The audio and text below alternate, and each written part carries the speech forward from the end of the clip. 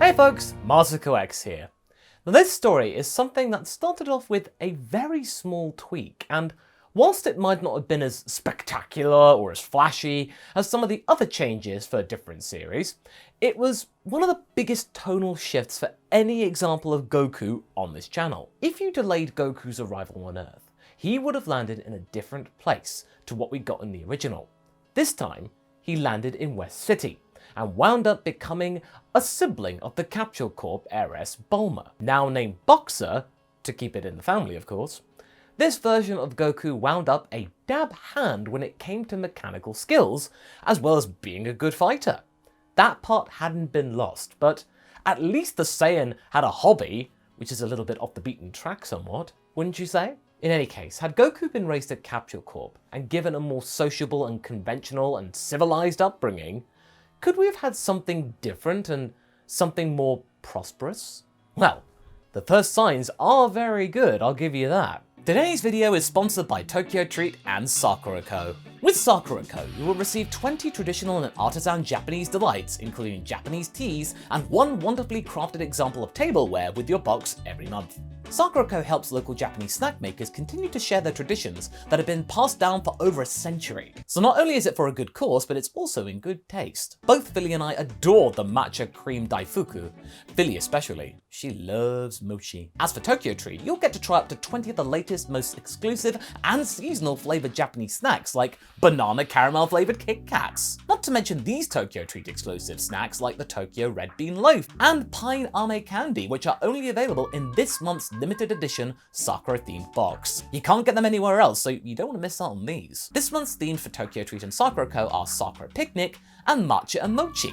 Both boxes are comprised with a trifecta of tastiness, and also comes with an information snack guide containing information about these tastes, snack ingredients, allergen information, and much more about Japanese history and culture. Out of both boxes, the one snack that took me by surprise was the cream stew flavoured Pringles. Considering I'd eaten Pringles all my life, this completely blew me away with how different it was. You can go to my second channel up on the lookout to see more from these boxes, or you can get $5 off your first MasakoX or Tokyo Treat box order by using the code MasakoX at checkout, or by using the links in the description before April 30. I hope you give this a look, and thanks once again to Tokyo Treat and MasakoX for sponsoring this video. In the last part, Zarbon and Dodoria were being tasked to help the Dragon team in getting the Dragon Balls away from Frieza.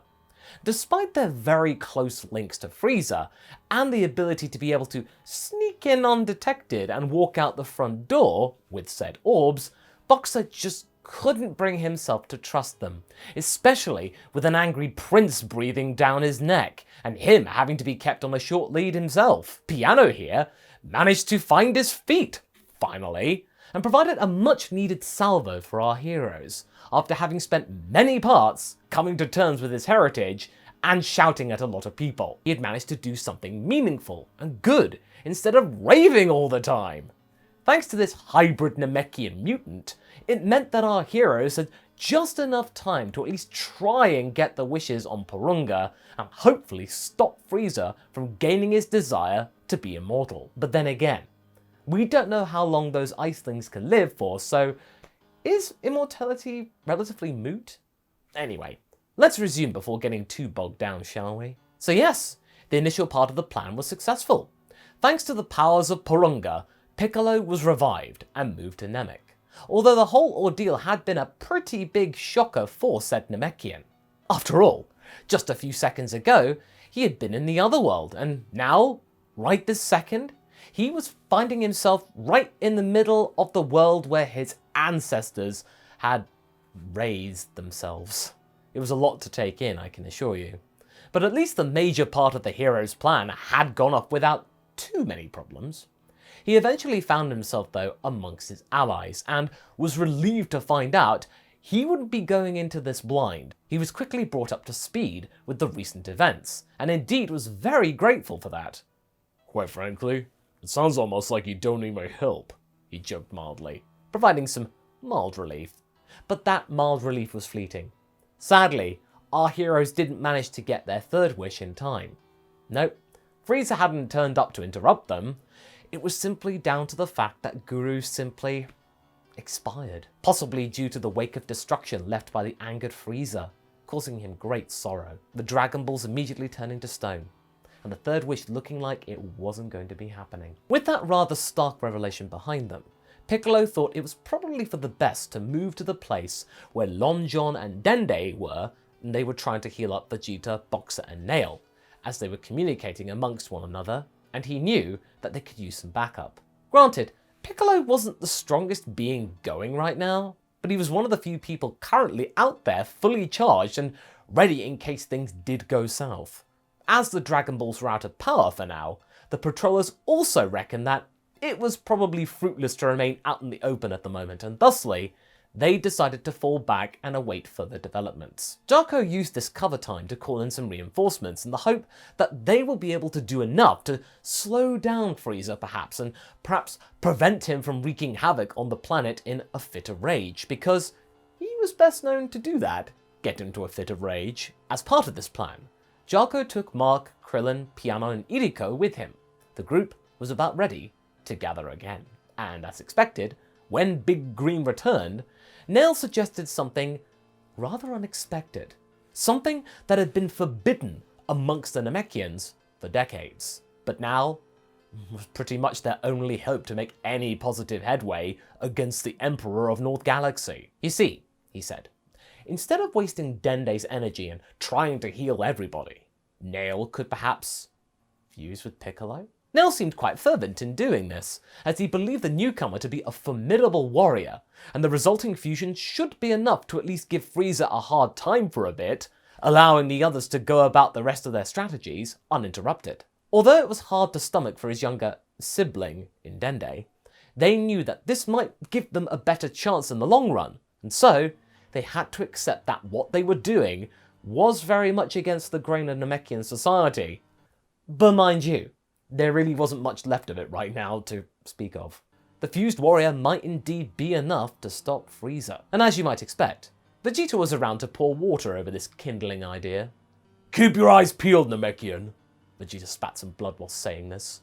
"Frieza can transform. What you see right now is not his final form. I'm not aware of the full extent of his power, but I feel that he is hiding incredible strength, and he'll want to toy with us for as long as possible. Do not give him the chance!" Even after hearing that sobering bit of information, Piccolo was hopeful that his power boost would at least be enough to give some much needed time for the other Namekians to heal, both Boxer and Vegeta, as well as for Kami to gather the Earth's Dragon Balls and be ready for any potential power plays. Meanwhile, Big Green decided to go for a brave, yet foolish feat. What was that, I hear you ask? Well, put simply, he challenged Frieza directly, to stop him from murdering the patrollers that Jaco had sent to slow him down. When Piccolo arrived, this was enough to at least deter Frieza from doing something rash there and then. For a moment, in fact, the Emperor completely forgot about his current state of fury, and instead showed a semblance of amusement at the sight of this rather imposing-looking slugman. He had been sure that there were no Namekians left to even attempt to fight him. All the strong ones were gone, he thought. But to now have this not be the case, when he was in the mood for some argy-bargy, oh, that felt rather good. So you could imagine that right now, that good feeling would be very fleeting. When he chose to engage with Piccolo, it became clear to him very quickly that this being was not only strong enough to keep up with his first form, that this one was even stronger than his first form. Frieza checked his scouter, and indeed, this was correct.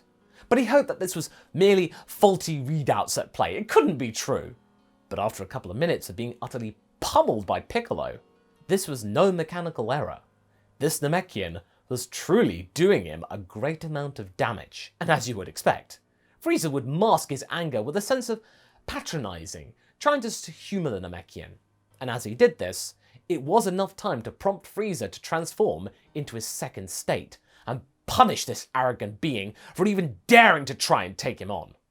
At first, this was funny, but now this was anything but. The Namekians had finally managed to heal Vegeta, and in a brash gesture, the prince decided that he wanted to join in with the Namekian in this fight as well against the Space Emperor, having sensed that said Emperor was on the back foot, and also thinking that maybe his Saiyan power boost would be enough to stand against this power, and that Piccolo could maybe just fall back and let him take the tyrant on solo and get all the glory.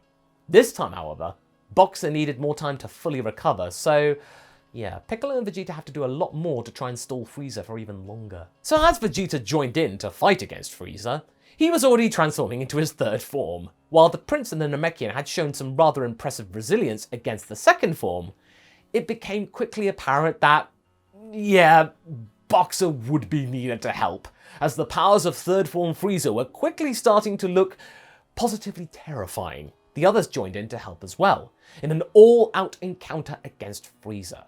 So as you could imagine, it was a very big pile of people against one big xenomorph.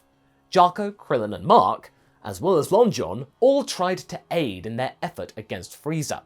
At first, this concerted effort looked like it was paying dividends. Since Frieza can't sense energy, all these differing maneuvers were enough to give him trouble. But when it seemed like they were going to stop third form Frieza genuinely, he just went ahead and simply transformed into his final form. He was giving them false hope and he knew it. His first actions whilst in this form was to beat Piccolo into a pulp and gladly killing Vegeta. Oh, he took much mirth out of that latter action, I can tell you. When it seemed that all hope was lost though, Boxer arrived on the scene and stopped the angry Fridge from killing any more people. This then resulted in a pretty climactic duel between our Saiyan protagonist and Frieza, with the evildoer dominating the beginning of that encounter. Luckily, thanks to the sheer amount of fighters, Boxer was able to prepare a spirit bomb that caused Frieza a lot of problems, seemingly killing him. But as you know from the original, that wouldn't be enough. An enraged Frieza leapt out and unleashed his anger on Krillin, but before he could hit him with the death beam, someone came in between the monk and the blast.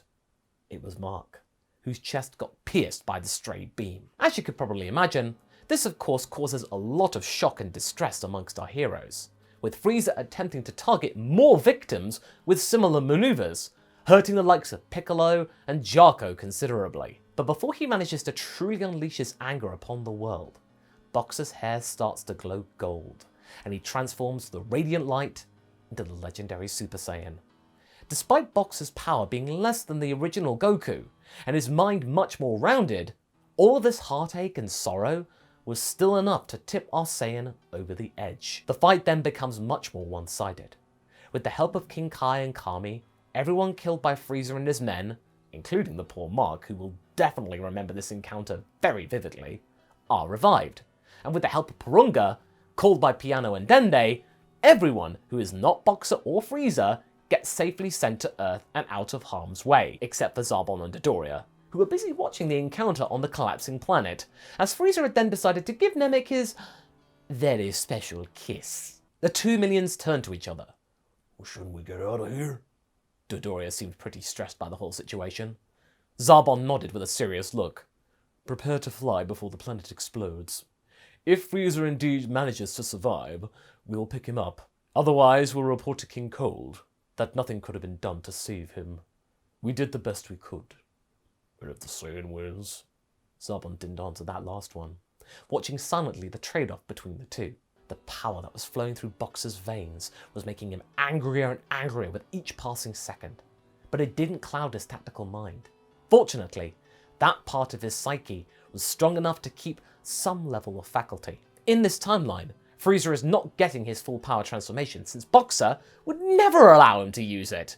And as Boxer is beating him into a pulp, he punches the leader of the Frieza Force into the planet's crust. So yeah, quite a final action, wouldn't you say? And Boxer is well aware that this might be his end too. But help comes from an unexpected source. Hey, Saiyan! Get aboard or perish here! Zarbon yells from the ramp of Frieza's ship. The Super Saiyan, whilst utterly floored, nods and quickly gets onto the ship. Dodoria was looking rather haggard at this act. What you're doing is crazy, Zarbon! If anyone else finds out... Zarbon shook his head when Boxer collapsed aboard the ship and caught his breath, and then shut the ramp. I didn't think King Cole will show us mercy, my friend, knowing that Lord Frieza had perished on Namek. No matter how hard we tried to spin it, it's better to hold on to someone who could be strong enough to... But then Boxer powered down from Super Saiyan and leant against a wall. Wait, who's King Cole? Dodoria glared at him. Well, consider yourself lucky, Saiyan, but we have a long road ahead of us. We'll explain on the way. though the fuel supply might not be enough to get where we want to go. Meanwhile, on Earth, everyone was busy celebrating the victory, as well as Boxer's heroic sacrifice.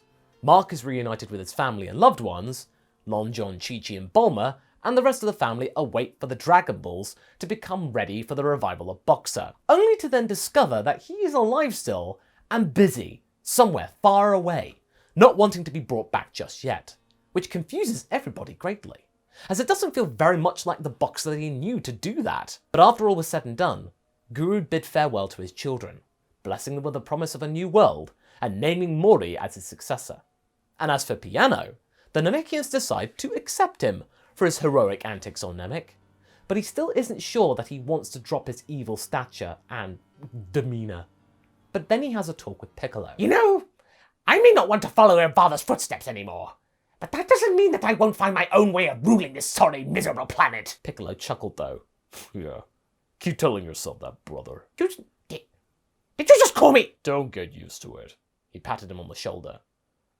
I think once Namek is restored, and I'll go back with them to learn more about Namekians and their stuff. Who knows? With Guru gone, I may even manage to become their next Grand Elder.